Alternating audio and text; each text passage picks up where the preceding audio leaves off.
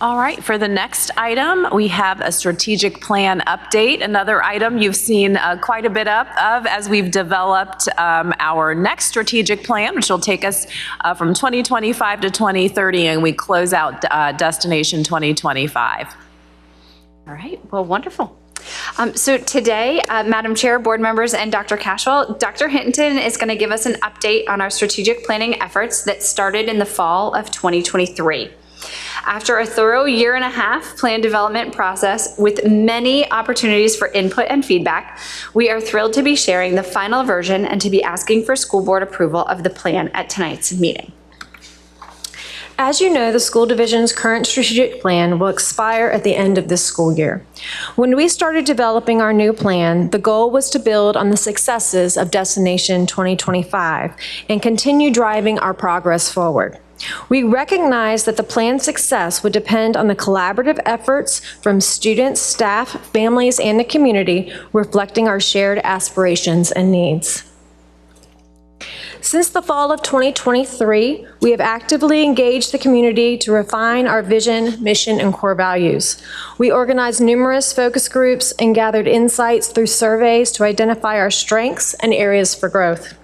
Throughout the school year, we collaborated with the Strategic Plan Steering Committee and work groups to develop strategic focus areas, goals, and detailed plans, which were shared for community feedback in April.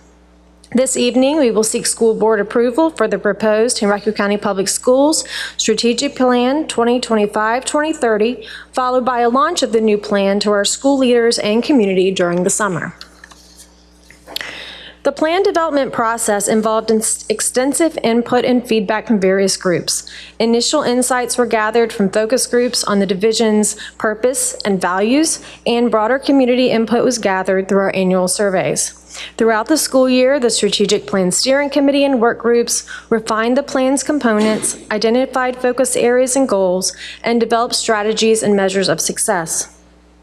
Once a comprehensive proposed plan had been developed, in April, in-person and online feedback opportunities were provided, and we met with several advisory groups to solicit feedback. These efforts ensured that the plan reflects the community's diverse perspectives and needs.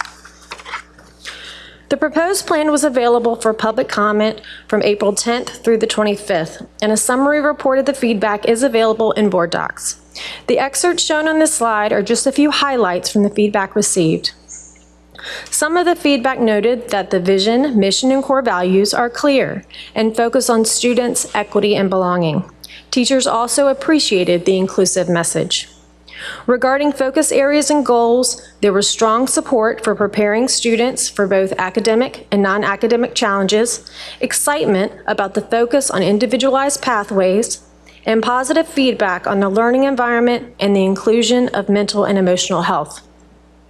The importance of staff feeling appreciated and heard with a focus on retention was also highlighted. The plan format itself was praised for its clarity and simplicity. This slide highlights recommendations received on the proposed plan. Many of the recommendations received included specific details and examples that can be used to guide the implementation of the new plan rather than inclusion in the plan itself. For the vision, mission, and core values, there was discussion about whether to include the term equity in the plan, with some suggesting another word might be more appropriate while maintaining focus on this area. Regarding focus areas and goals, recommendations included additional staffing to fully implement the new plan. There was also emphasis on supporting and rewarding educators. For the plan format, feedback suggested that shorter action steps needed more clarity, baseline data should be provided, and a glossary was needed to clarify terms. We greatly appreciate the community's input throughout the process, including the support of Ms. Shea and Mr. Irving in their service on the Strategic Plan Steering Committee. The feedback gathered over the last year and a half has been invaluable in shaping this plan.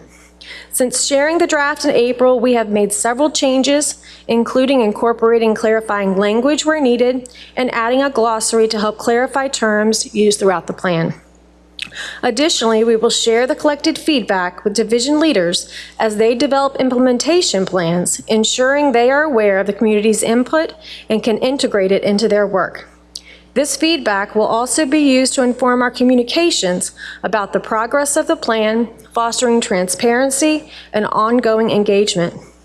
Once approved, we will work closely with our communications team to ensure the community has a strong awareness of the work ahead, including regular updates on our progress. Lastly, we are thrilled to unveil the new strategic plan logo created by our communications team. This logo embodies the journey ahead and our unwavering commitment to student success. The colors are aligned with the Henrico learner profile, symbolizing our dedication to equipping students with the knowledge, skills, and experiences they need to be ready for life. Once approved by the school board, the final plan will be branded accordingly. And that concludes the presentation, and at this time, I'm happy to answer any questions. Thank you so much, Dr. Hinton, for your presentation and your exhaustive work on this over the past couple years. I'll start to my left with Ms. Atkins. I don't have any questions. Thank you for your work. I like the new logo. I like the triangle. It symbolizes many things, and so I think it is appropriate here, but thank you for your work. Thank you. Mr. Young.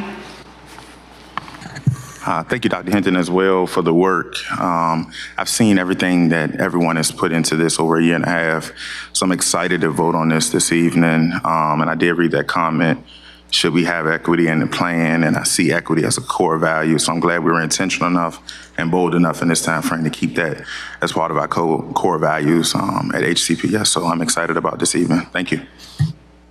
Thank you, Mr. Young. Mr. Irving.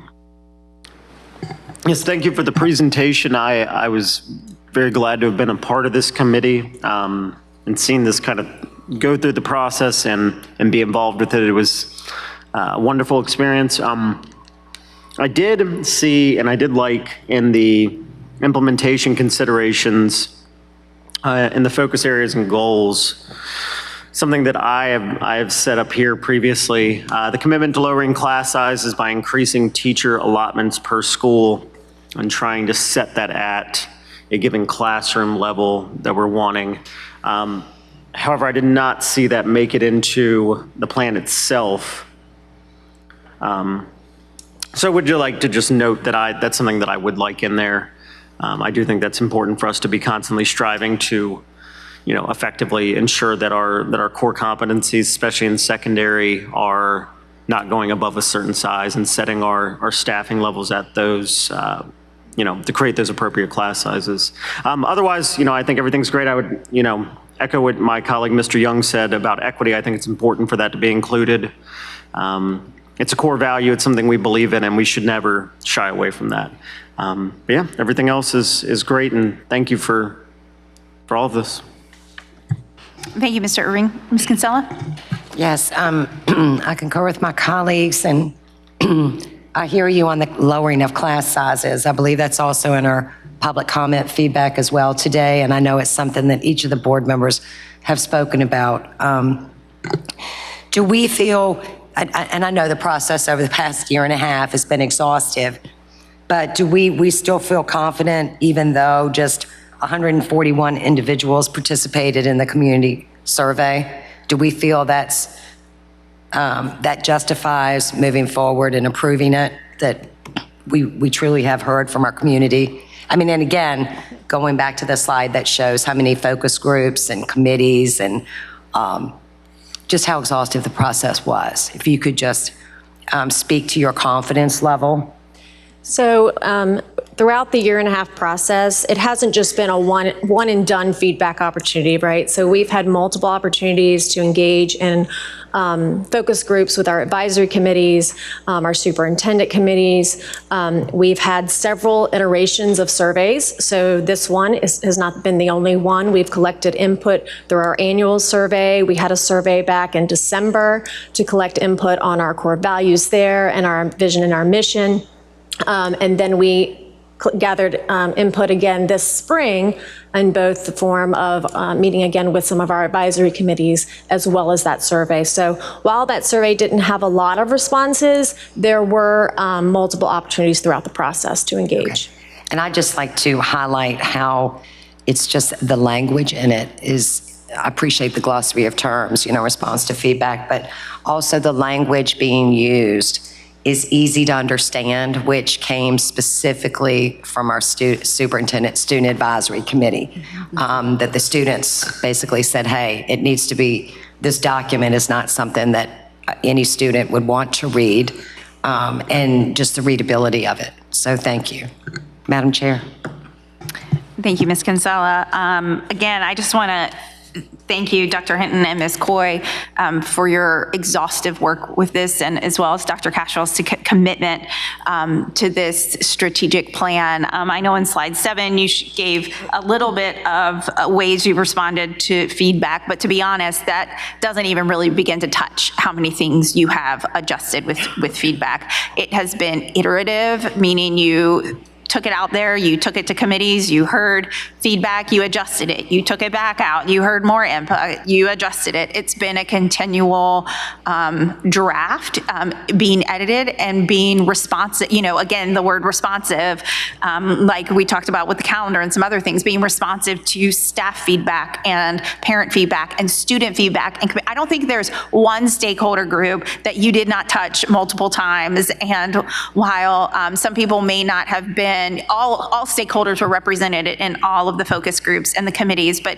if a certain individual wasn't, they had the opportunity to participate in surveys. So literally everyone in this county has gotten the opportunity to have their voice heard in different ways. And so thank you for that. Thank you for being responsive, because we know as a board that this isn't just a document full of words. We really use this to drive the direction of the division with presentations to the board.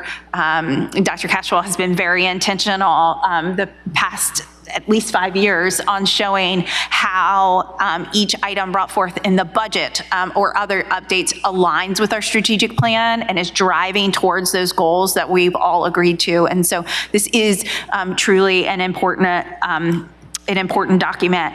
And, to echo some of my colleagues' support of equity being one of our core values, I appreciate that not only did we use the word equity, but we defined it in terms of what we want to see for that in Henrico. We didn't just throw out a word. We gave it context, and we gave it teeth, and we gave it meat to say we create opportunities so all students will engage in meaningful learning that meets their unique needs. So anyway, no questions. I've given you plenty of those along the way. Just appreciation and just highlighting some of the details of the work that y'all have done. Anything else, colleagues? Okay, thank you so much. All right, thank you.